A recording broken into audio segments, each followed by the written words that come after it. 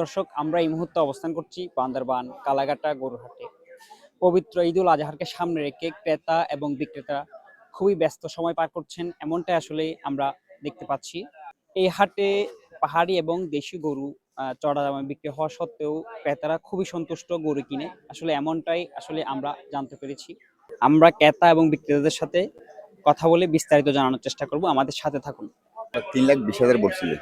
আপনি লাস্ট কত হলে বিক্রি করে দিবেন? 2,70,80 এরকম আর কি আপনার।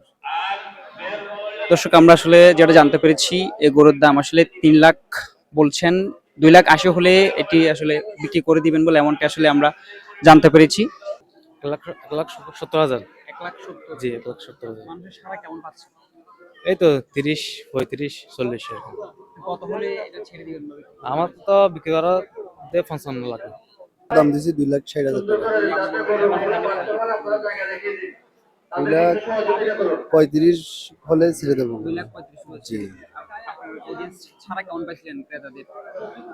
পাইছি ভালো, মোটামুটি এরা আসতে দেখতেছে মূলাই গেছে, সবাই যে যার মতন দেখে যাচ্ছে।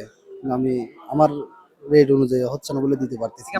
আপনার খামারের নাকি খামারের, হ্যাঁ, আর এটাই একটা নাকি আরো আছে? আরো আছে 2-3টা অন্য সাইডে মানছে আর কি। কেমন দাম দিয়েছিলেন? দাম তেমন না, কত দিয়েছিলেন? 2,50,000। 2,50,000 তেমন না, আমি তো অনেক বেশি। 2,50,000। তো সারা কেমন পাইছিলেন আপনার কাস্টমারের? কাস্টমার 1,90,000 চাচ্ছি। 1,90,000। জি। আপনি লাস্ট কত হলে বিক্রি করে দিবেন? 2,30,000। 2,30,000 হলে জি। বিক্রি করে দিবেন।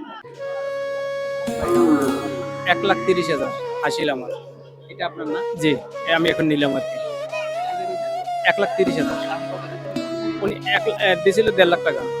হ্যাঁ হ্যাঁ, খুশি, অবশ্যই খুশি। দাম হিসেবে ঠিক আছে, এত দাম না মানে মোটামুটি দাম সীমিত এবং ভিতরে আছে, বুঝছেন। আমরা তো গতকালকে বান্দরবান বালাঘাটা বাজার গেছে, ওটাও দেখলাম, ওটার সাথে এই জায়গায় দাম কম আছে অনেক। আপনি কি একা নিয়েছেন নাকি? না, আমরা 5 জন মিলে নিয়েছি। 5 জন মিলে? জি জি।